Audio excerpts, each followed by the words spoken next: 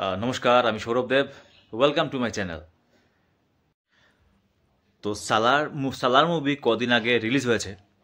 সালার movie যেখানে একটা হচ্ছে গিয়ে প্রভাস, যে কিনা বাহুবলীর অ্যাক্টর ছিল। বাহুবলী 1, বাহুবলী 2 আমরা সবাই দেখেছি, খুব ভালো মুভি। তো সালার মুভির থেকে একটা জিনিস শিক্ষণীয় আছে। তো শিক্ষণীয়টা কি? একটা জায়গায় সিন আছে সালার মুভিতে, যে গুন্ডা মানে যে ভিলেন, গুন্ডা অনেক সবাইকে মারছে, মেয়েদেরকে মারছে, মারামারি করছে এইভাবে। তো মেয়েদেরকে তুলে নিয়ে যাচ্ছে। তো এটার থেকে বাঁচার জন্য একটা একটা বুড়ি মানুষ গিয়ে কালিমার সামনে প্রার্থনা করছে। কালিমার সামনে প্রার্থনা করছে যে আমাদেরকে বাঁচাও, আমাদেরকে বাঁচাও। তখন প্রভাসের এন্ট্রি হয়। তো প্রভাস এসে সেই বুড়ি মানুষটাকে বলছে যে কালিমা এইভাবে বাঁচাবে না। কালিমার সামনে আগে বকরার বলি দো। মানে কি, বকরা কাকে বলছে? সেই গুন্ডাকে। মানে গুন্ডাকে আগে কালিমার সামনে নিয়ে আসো, কালিমার সামনে গুন্ডার বলি দো, তখন গিয়ে কালিমা খুশি হবে, তখন গিয়ে কালিমা তোমাদেরকে বাঁচাবে। তো এটার মোরালটা কি? এই গল্পের মোরালটা হচ্ছে গিয়ে, মানে প্রভাস এটাই বুঝাতে চাইছে যে কালিমাও তখনই তোমাকে হেল্প করবে যখন তুমি তোমার 100% দিবে। মানে মানেটা হচ্ছে, তুমি তোমার যতটুকু শক্তি আছে তুমি সেই শক্তি দিয়ে আগে পুরো বাঁচার চেষ্টা করো, তোমার শক্তির 100% লাগাও, তখন গিয়ে কালিমাও তোমাকে হেল্প করবে। এটাই হচ্ছে গল্পের মানে মেইন মোটোটা হচ্ছে, গল্পর মেইন লার্নিং ব্যাপারটা হচ্ছে কিন্তু এটা, যে নিজের যতটুক শক্তি আছে, নিজের যতটুক করণীয় আছে, পুরো জোর লাগিয়ে বাঁচার চেষ্টা করো। তারপর কালিমাও তোমাকে সাহায্য করবে, নাইলে কালিমাও তোমাকে সাহায্য করবে না। মানে কি, ভগবান তখনই তোমাকে কিছু দেবে যখন ভগবান বুঝবে যে এই মানুষটা ওর যতটুকু শক্তি আছে, যতটুকু শক্তি ছিল, সব দিয়ে চেষ্টা করেছে, সব কিছু দিয়ে চেষ্টা করে বাঁচার চেষ্টা করেছে, বা কাজের ক্ষেত্রে হোক বা যে কোনো ক্ষেত্রে হোক, মানুষটা ওর টোটাল শক্তি দিয়ে চেষ্টা করেছে।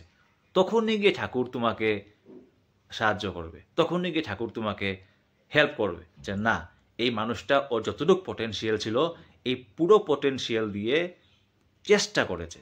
চেষ্টাটা মেইন জিনিস। গীতার ভাষায় যদি আমরা বুঝি, গীতার ভাষায় মানে এটাই বুঝায় যে আপনি আপনার যতটুকু ক্ষমতা আছে পুরা কর্ম আপনি করে গেছেন। আপনার যতটুকু ক্ষমতা আছে, যতটুকু আপনি করতে পারেন, আপনি এতটুকু লিমিট আপনি ক্রস করেছেন, এতটুকু লিমিট দিয়ে আপনি নিজের কাজকে সঠিক করার চেষ্টা করেছেন।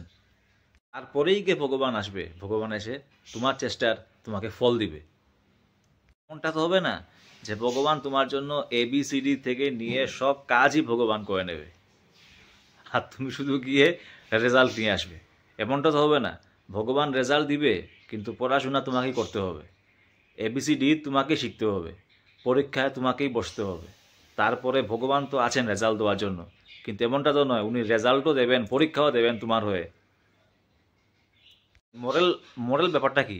খালি পূজা করলাম, প্রার্থনা করলাম, প্রেয়ার করলাম, কিছু হবে না। খালি পূজা প্রার্থনা প্রেয়ার করলে কিছু হবে না। তোমার নিজের কর্ম তোমার 100% করতে লাগবে।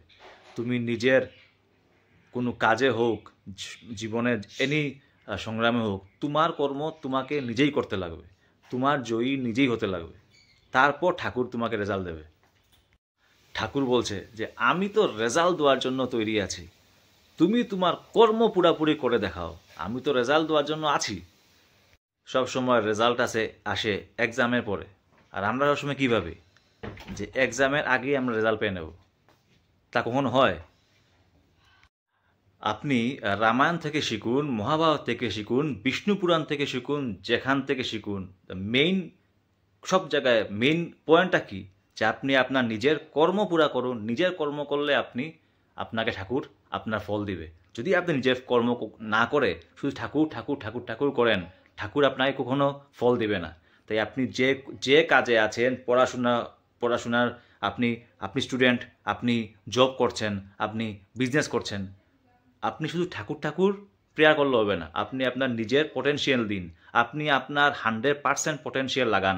আপনি আজকে জব পাচ্ছেন না, আপনি আপনার 100% পড়াশোনা করে ইন্টারভিউ দিয়ে জবের জন্য তৈরি করুন। তখন গিয়ে ঠাকুর আপনাকে রেজাল্ট দেবে। আপনি পড়াশোনা করলেন না, চেষ্টা করলেন না, শুধু ঠাকুর ঠাকুর ডাকলেন, ঠাকুর কাছে প্রেয়ার করলেন, ঠাকুরকে আপনাকে রেজাল্ট দেবে? কখনোই না।